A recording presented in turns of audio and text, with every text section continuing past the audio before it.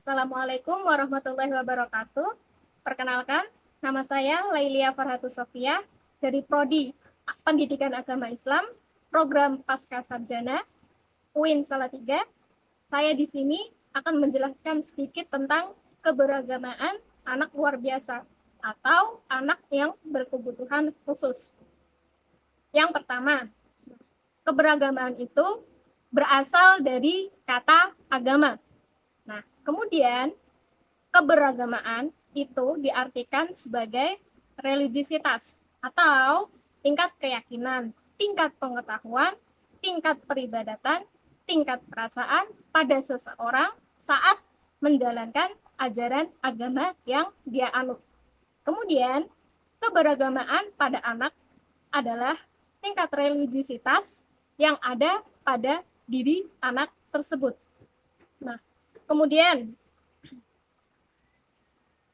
keberagamaan itu ada 5 dimensi. Yang pertama, ada dimensi keyakinan.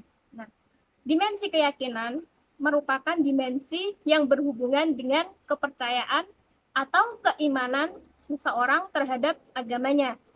Nah, kalau dalam agama Islam, bisa kepercayaan terhadap Allah, terhadap Rasul, malaikat, kitab Allah, hari akhir, ataupun juga takdir dan ketetapan Allah. Nah, kemudian dimensi yang kedua, itu ada dimensi peribadatan. Peribadatan atau dimensi ritualistik. Nah, jadi kalau dalam dimensi ini, itu lebih kepada praktek-praktek agama yang dilakukan. Nah, misalnya sholat, puasa, zakat, seperti itu. Atau bisa seperti ya, ibadah-ibadah sunnah, seperti puasa hari Senin, puasa hari Kamis, sodakoh, seperti itu. Kemudian, dimensi yang ketiga ada pengetahuan. Nah, pengetahuan di sini tidak hanya sebatas pada pengetahuan tentang ketuhanan seperti itu. Kalau dalam agama Islam ini tidak hanya tentang pengetahuan akidah, tapi juga ada pengetahuan akhlak, fikih, kemudian Quran, ataupun hadis, ataupun tafsir, ataupun pengetahuan tasawuf seperti itu. Nah, dimensi yang keempat ada penghayatan. Nah, penghayatan ini lebih kepada perasaan seseorang saat menjalankan ibadah. Contoh misal, saya atau teman-teman melakukan sholat gitu. Terus rasanya senang seperti apa sedang bertemu dengan Allah seperti itu. Nah, kalau dalam dimensi penghayatan ini lebih kepada perasaannya kita saat kita menjalankan ibadah tersebut. Kemudian dimensi yang terakhir adalah dimensi pengalaman. Nah, kalau dalam dimensi pengalaman ini lebih mirip dengan dimensi penghayatan, tetapi yang lebih mendalam. Kalau penghayatan itu kan perasaan saat kita menjalankan ibadah. Nah, tapi kalau dalam dimensi pengalaman, nah itu perasaan saat kita menjalankan ibadah, tapi dalam waktu yang sangat-sangat lama seperti itu. Jadi misalnya kita beribadah, kita senang gitu kan. Nah, saat kita merasa senang dalam beribadah itu, hubungan kita dengan Allah itu lebih terjalin, lebih terikat, lebih erat gitu seperti itu. Kemudian, nah, bagaimana sih cara untuk menanamkan sikap keberagamaan itu, yang 5 itu tadi, kepada anak gitu kan. Nah, kalau untuk metodenya sebenarnya itu ada banyak sekali metode. Cuman kalau dalam presentasi saya kali ini saya hanya menyebutkan 4. Yang pertama, pembiasaan. Nah, semakin anak sering dibiasakan untuk melaksanakan ajaran agama, maka dia akan semakin mudah untuk menjalankan agama pada dewasa nanti. Nah, contoh misal saat anak balita gitu, itu sudah dibiasakan sholat, dibiasakan berzikir, dibiasakan untuk bersodakoh seperti itu. Jadi akan lebih baik kalau anak dibiasakan beribadah sejak kecil gitu. Jangan menunggu dewasa, jangan menunggu balik. Kemudian metode yang kedua ada modeling atau itu bisa dikatakan sebagai peniruan. Jadi maksudnya di sini itu orang tua atau guru atau orang dewasa yang di sekitar itu uh, mereka mencontohkan seperti apa sih kehidupan yang bersifat religius itu. Jadi kita itu tidak hanya menyuruh anak untuk sholat, menyuruh anak untuk membaca Al-Quran, tapi kitanya sendiri itu enggak sholat, enggak membaca Al-Quran, seperti itu. Jadi kita selain membiasakan anak, kita juga mengajak anak. Gitu. Ayo dek kita sholat jamaah, gitu. Ayo dek kita tadarus bersama, seperti itu. Nah, dengan modeling tersebut, anak akan lebih melakukan ibadahnya itu secara sukarela, seperti itu. Pasti mereka akan berpikir, oh bapak saya juga sholat jamaah gitu, saya juga mau seperti bapak gitu. Atau oh ibu saya ini setiap malam darus Quran terus gitu, saya juga pengen kayak ibu gitu. Nah kemudian metode yang ketiga itu ada pemberian hadiah. Nah terkadang kita juga harus memberikan hadiah gitu kan kepada anak sebagai apa rewardnya, dan nggak harus dalam bentuk hadiah gitu, maksudnya harus dalam bentuk barang gitu, tapi mungkin kita bisa memberikan pujian gitu, adek pinter ya gitu, udah sholat jamaah sendiri gitu, apa bacaan Al-Qur'annya juga udah bagus gitu.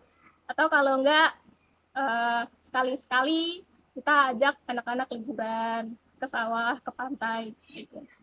Kemudian metode yang terakhir itu memberikan pengetahuan. Nah, pengetahuan agama itu akan lebih baik jika diberikan sejak dini gitu. Mungkin pada awalnya anak akan berpikir pengetahuan itu nggak penting gitu. Tapi nanti di masa mendatang saat mereka dewasa, anak-anak akan berpikir, oh jadi gini toh sholat yang benar tuh seperti ini. Jadi gini toh wudhu yang benar tuh seperti ini gitu. Dan apabila bapak dan ibu kurang dalam materi agama seperti itu, mungkin bapak ibu bisa menyekolahkan anak atau memasukkan anak ke taman pendidikan Al-Quran atau madrasah diniyah, atau mungkin ke sekolah formal yang berbasis Islam, seperti itu. Nah, kemudian ada perbedaan mendasar antara anak berkebutuhan khusus dengan anak pada umumnya, seperti itu. Nah, sebenarnya ada banyak metode yang diterapkan untuk menanamkan sikap keberagamaan pada anak berkebutuhan khusus. Tapi kalau Bapak dan Ibu ingin menggunakan metode yang 4 tadi, yang pembiasaan, role model, ataupun memberikan reward, itu boleh. Nah, tapi harus dengan syarat dan ketentuan yang berlaku. Karena anak berkebutuhan khusus itu memiliki karakteristik yang berbeda dari anak pada umumnya, seperti itu. Nah, kemudian apa sih yang harus diperhatikan saat mendidik anak yang berkebutuhan khusus? Nah, sebelumnya saya ingin menambahkan, anak berkebutuhan khusus ini nggak hanya anak-anak yang kekurangan dari secara fisik ataupun mental, tapi bisa juga untuk anak yang memiliki kecerdasan di atas rata-rata, seperti itu. Jadi untuk anak yang memiliki kecerdasan di atas rata-rata, itu kita juga harus memberikan pendidikan yang luar biasa juga. Tips yang pertama, itu mengetahui karakteristik anak. Setiap anak itu kan memiliki karakteristik yang berbeda-beda. Nah, kemudian tugas kita itu untuk mengetahui karakteristik tersebut. Contoh misalnya, ada seorang anak, dia lebih prefer ke musik begitu, atau ke audio gitu. Jadi, sebisa mungkin metode pembelajaran kita itu lebih dibanyakkan, lebih dikhususkan kepada metode yang berbasis audio, mungkin musik atau menyanyi, seperti itu. Jadi untuk yang bersifat visual itu lebih baik dikurangi gitu. Nah, kemudian tips yang kedua itu menggunakan bahasa yang sederhana. Nah, bahasa yang sederhana ini sebisa mungkin jangan menggunakan bahasa yang multitafsir atau banyak maknanya. Kemudian kalau bisa intonasi, artikulasi itu juga harus diperhatikan. Kemudian yang ketiga itu memanfaatkan berbagai tipe belajar. Nah, tipe belajar ini kan ada banyak, nggak hanya tentang ceramah atau menulis atau menghafal begitu. Kita bisa menggunakan uh, tipe belajar yang lain. Mungkin seperti kita menggunakan mini games gitu kan. Soalnya ada banyak sekali mini games pada zaman sekarang yang bisa diterapkan untuk membantu anak-anak dalam belajar. Kemudian tips yang keempat adalah mengoptimalkan lingkungan sekitar.